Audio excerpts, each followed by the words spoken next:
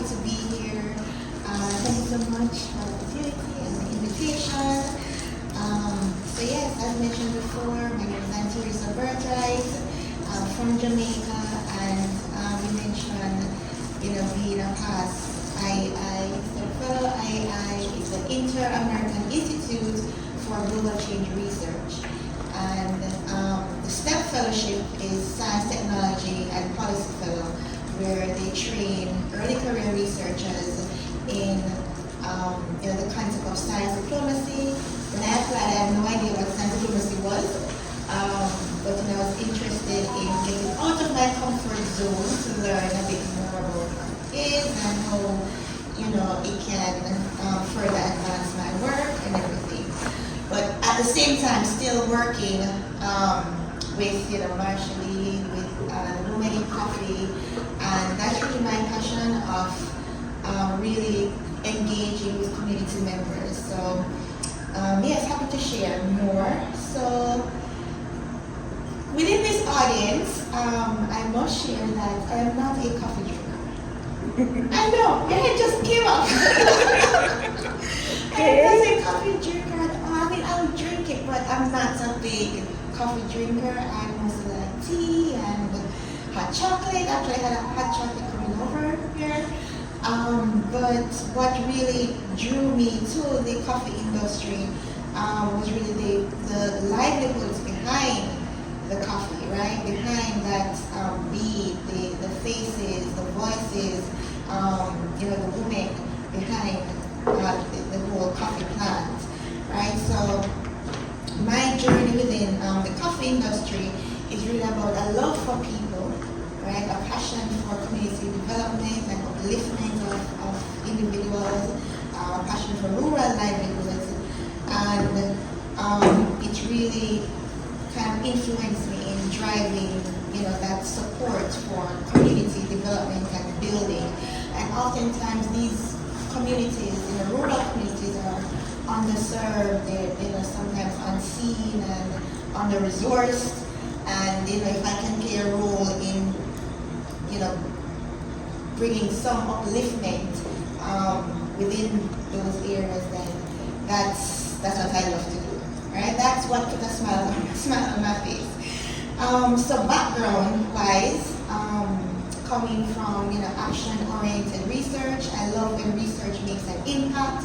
Oftentimes in academia, there's you do research and you write an academic article and you get it published, and then sits on the shelf gathering dust. But I do like doing research that can have an impact on lives and livelihood, and you can actually see it on the ground or whether in the policy sphere, right? So I was always drawn to the intersections of climate change and human resilience, and especially how certain forces, whether climatic, environmental, economic, social, how they really shape and sometimes shake the lives and livelihood of smallholder farmers, right? So when I actually began my graduate research, my supervisor, he's also in the agricultural, field and sector, and he actually suggested that I focus my research on coffee, right? Because it's a very under-researched industry and sector, and we wanted to shine more light on what is happening within Jamaica's, coffee industry, particularly the Blue Mountain and non-Blue Mountain coffee region, right? So for my research, it really shed light on, the livelihood experiences of coffee farmers, their hard work, their challenges, the vulnerabilities, the disappointments, and of course their resilience as well. And I really saw how deeply, the Jamaican smallholder coffee farmer, how they had to navigate this system that is so layered with challenges and barriers, right? And, these range from low farm gate prices, dealing with the changing climate and limited support structures, and limited access to resources and kind of like a systemic marginalization of how they can advance their participation in the coffee value chain. And even in my interviews with different actors within the coffee industry, some will say that they don't operate within a value chain, they operate within a supply chain, because it's like farmers aren't really given the opportunity to advance in the supply, in the value chain, so to have value added products, right? So they kind of remain stagnated as a producer, even though they may have a desire to go further in the industry, right? So it's through that research that I actually met Marshally, the founders of IWCA in Jamaica, Marshally and Andrea, right? And their mission to really support women, coffee farmers, and empowerment, that really resonated with me, because I do have that passion to see upliftment, particularly of women, because women have been through a lot. Anyhow I can play a role in that, it's a privilege. So over the past few years, I've been just so blessed with working with the team, working with women in coffee industry, and just seeing how their resilience in doing their work, and despite being under-resourced and underrepresented, right, working within a male-dominated industry, right, like they still push ahead, they still rise like every morning, to do what they need to do for their children to survive, for their homes and households to continue to thrive, right, for their families to continue to have a better future. So even with working with JAWIC, we have our training sessions and our capacity building initiatives, from dealing with financial literacy and pest and disease management, and record keeping, how to treat your coffee farm as a business, learning about soil health and nutrition, all those best practices, everything that can really give them that support, that knowledge, and the resources needed to make those necessary transformations in their lives. I mean, we had trainings where women would bring their kids to these trainings, right? So of course, playing the role of mother and farmer and business owner and everything in between. And yes, I have a couple of some of the statements and words from the women that I would love to share, because I think they carry a bit more weight, right? Where some of our women, they said that, share their experiences of going through the training. One lady said, I have never gone through a training like this, and it broadened my understanding. You have another woman mentioned that the training, it made me understand how much I was losing and gaining while reaping coffee. I learned to write down everything, right? Write down everything I bought and how much I was selling the coffee to see if I was earning a profit, right? So really seeing how they can assess, right, the business side of things. Another lady said that it has helped me to be a strong woman in coffee.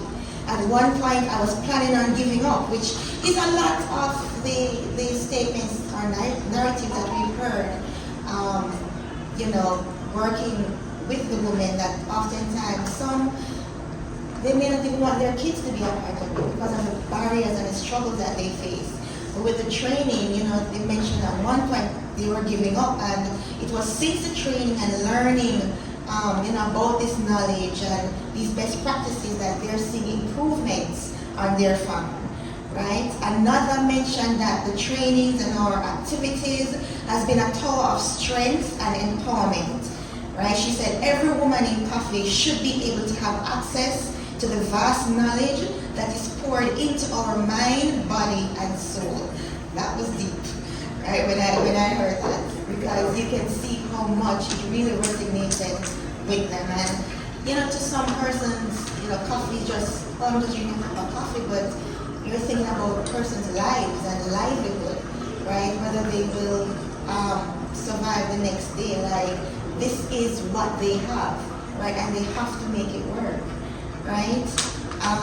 So yeah, I love how, from our interactions with the women, you can see how there is a shift in, their mindset, a shift in practice, and, a desire to further advance themselves within the coffee value chain. Like, there is a light at the end of the tunnel. Oftentimes, there is a shadow that might feel, there's a shadow that might feel like, okay, this is it, and there's so many barriers and challenges, and it's hard to dig your way out. But I even remember one of the women mentioned that all they need is support, right? And they were just so pleased with it. All they need is just support. So even before, the capacity building initiative that we had, our team did a field survey, which is what we're really big at, in learning more about the challenges that our women face, and to better understand how to support them, because we didn't want to go into a community, right, into their community, and really dictate what they should get or what type of help they needed. We want to hear from them, right, their voices. And one of the main things I mentioned was a lack of recognition, right, a lack of resources, like training, workshop, mentorship, and overall lack of support. So one of the women, we found that, they think that,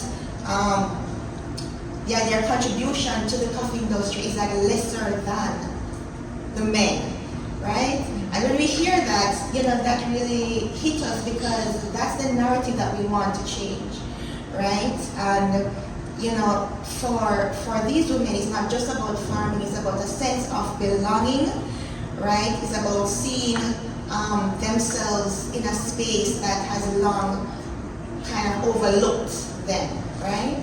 And so we wanted to change that perspective, change that narrative, and to really bring that positivity and support, and really cultivate that confidence within our women, right? So I'm very much happy to know that I'm a part of this movement, that you like to call it, to know that, you're inspiring women who, in the next generation, will be able to inspire their kids, their children, to further carry on that progress, right? So yeah, this is some of, the work that I've been doing. And one of the questions that people posed to me was, how do you deal with hard days, right? And there have been hard days where you feel like you're embedded within a system that is so broken, there's not enough funding, there's not enough resources to really carry out the vision that you want to see, the change that you want to see within the coffee industry among the women that you're serving, right? But what keeps me going and keeps, members of JAWIC going is really reminding ourselves that, behind every coffee, right, every cup of coffee, there is, a person, there is a voice, and anyhow or any which way we can support the upliftment of that voice, and their resilience and their strength, then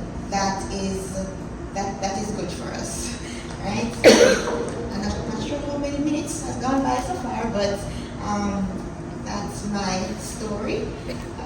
So yeah. You are on time. So the idea is to start a conversation, and if you have any question for Dr. Anne-Teresa, it would be lovely if you want to ask something else about the chapter itself. Also, Marshall can answer if there is a question about the organization. Like, for example, how many chapter members do you have, Marshall? So we currently have be a recording, so if you would like to. Good morning, everyone. I'm Marshall Valentine, and I am one of the co-founders and I'd say outgoing president of the board of directors. We have currently registered members only 8, but we have beneficiaries.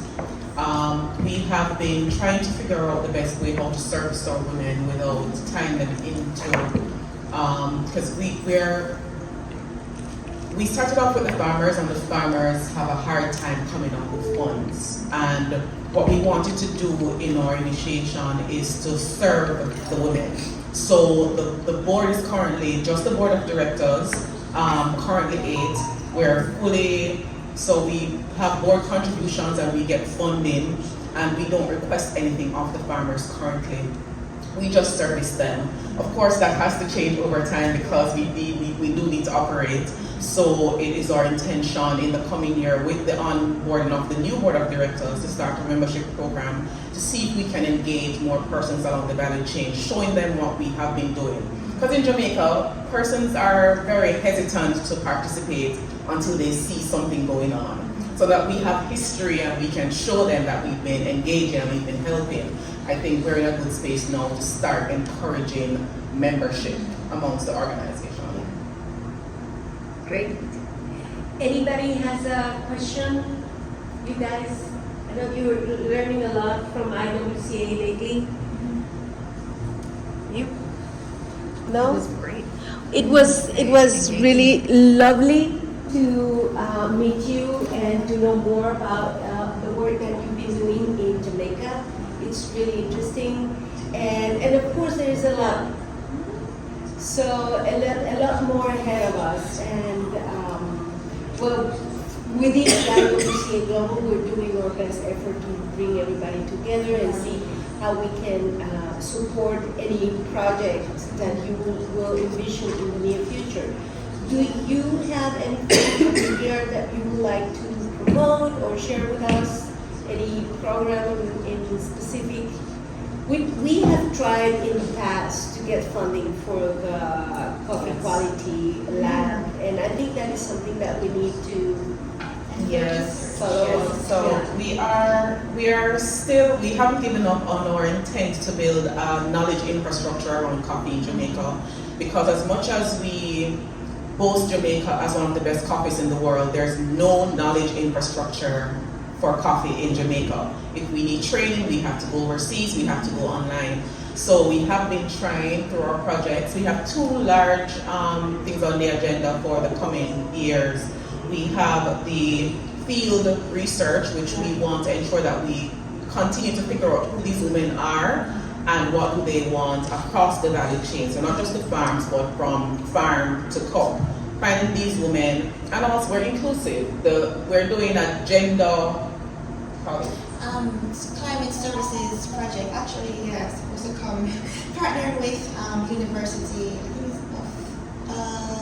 Arizona, I believe, one of those states. So a colleague of mine, yes, he specializes in. He's also Jamaican, but lives in the US and works in coffee as well. He did his PhD in coffee, studying coffee.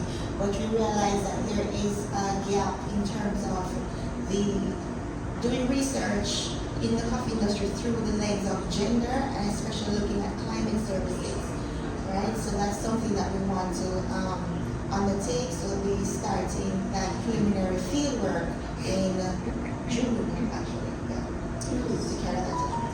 And then we'll also continue to seek funding for the capacity building program to build that knowledge infrastructure around coffee. So we have written the project documents. We are intending to start the drive for a more aggressive approach to getting the funding for that in the coming years. And we won't give up, and we plan to do it on a modular basis, whereby once we get the assistance, we go ahead and start developing the programs. But we really want persons within the coffee industry in Jamaica to understand how they match up against the global space and to be able to learn more about coffee or Jamaican coffee in Jamaica. That's great, and maybe I like to add something about what she just said. I'm happy that Sharon is here with us, and I mean, this is something very important, and that's something that we tried to do in the past with the CQI, with the Coffee Quality Institute, and it was a very ambitious. It is a very ambitious program, and we tried, as we have a very good relationship with the CQI throughout the time. We tried to find the fundings, but it is a very ambitious thing, and we couldn't find the fundings yet. But as I always say, the coffee industry is always evolving, and now you see that we have a special announcement that CQI now, the SEA and CQI are merging, and they have a particular programs ahead, and I think it's the right time to bring it back. We need to review it among your board and the executive director and the IWCA staff members, so that we can see where we can make a new approach to this new format of the SEA and the Q program, and see how we can bring this brilliant idea to support women in coffee in Jamaica somehow. Yes. I don't know how. Yes. But I think together we can Definitely. we can go back to them and see how we can follow up with the original idea, and maybe the board within their committees, we can support that too.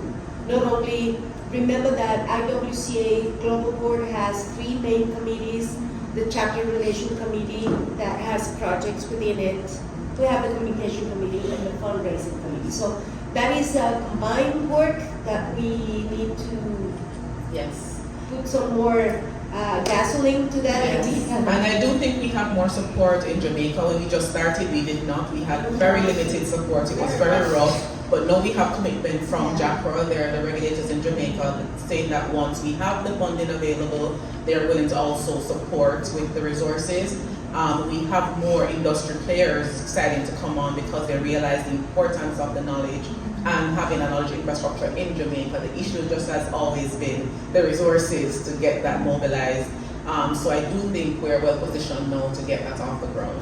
And the addition of Anne-Teresa to your team is so really I think valuable. what we're doing differently now is previously we, as mentioned, we were just run by the board of directors.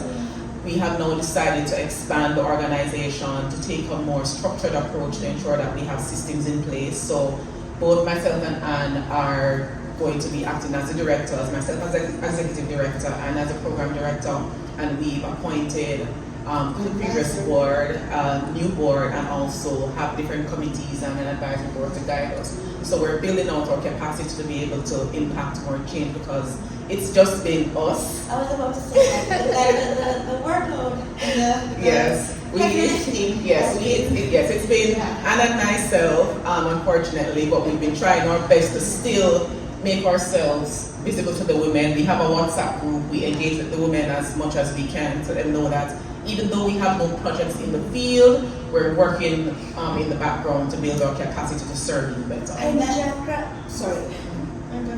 does JAPRA have a program appointed in supporting women, gender? Do they have that? Because maybe that is a door that we need to open for the local organization. And I know there are other programs in the area, like Prome Cafe, where I participated.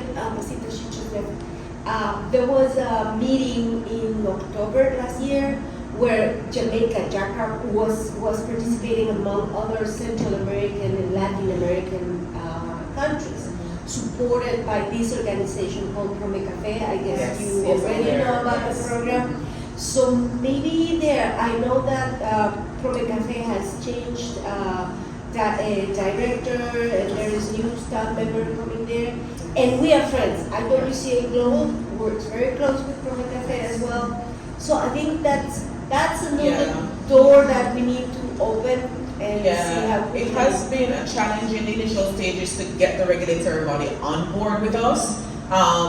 for want of better words, they were threatened by our activities when we just started because we were doing a lot at a small organization. Our initiatives basically mimicked what their role and responsibilities was as an entity. And we went as far as to have them support one of our members doing the Q grader training along with their team, and they told us outright no, they cannot fund us. We were like, okay, we will pay for ourselves, but give us a space in the class. They said no. Wow. So it was a real challenge in the beginning. They have changed administrations because the coffee industry in Jamaica, unfortunately, is very highly political. And everybody knows there's no secret out there. That is being recorded. Yes, there's no secret out there. It's monotonous. And we've had our challenges engaging with them and building that partnership between IWCA and JACRA. But as I mentioned earlier, now we have their commitment for partnership. They do see the work that we're doing, and they're willing to come on board and partner with us to impact the change because we all want the same thing. So they have realized that, and they are on board. Yeah, and I think we've always, held that door of collaboration and partnership open, because even within our capacity building initiatives, we have, extension officers or advisory officers who come on board and from JACRA and execute trainings. And like the image or the picture that we want the women to see is one of collaboration. So not IWCA Jamaica in a box by itself and everyone else. No, but once we're working with industrial actors to carry out this good work that we're doing. Yeah, it's the job that we do among women. We are by nature great networkers, and we do the connection that we need to do in order to bring alive any idea, and that's what we do actually. Currently, I already sent a drafted MOU to my executive committee to review the MOU with Prometa Faith. And I'm bringing back this because that is the nice pressure we need to make in all these local organizations, so that JACRA can understand that with your support and with the connection that you have with IWCA Global, they can reach out to other areas that maybe they didn't consider in the past, and now that will be in a better position. I think they're realizing that. It's very refreshing that they're now realizing the importance of the collaboration and partnership. Okay, so let's keep in touch on these regards and this relationship that we need to reinforce with all these organizations, and see how we can bring the program, the first proposal, how we can update it and adapt it to the new reality of and a fresh look at it. So if anybody in the audience has any idea, yes, go ahead. And just to let everyone know, to contribute directly to any of the Jamaica projects, we have 2 of them posted on the IWCA Global website. So you can go to womenandcoffee.org and look for chapters and chapter projects and scroll down and you'll find the Jamaica projects. Yes. Thank you. Thank you so very much. Yes, Teopista. Thank you very much. Mine is appreciation and a word of encouragement. I feel and I hear you where you have started, where you're coming from.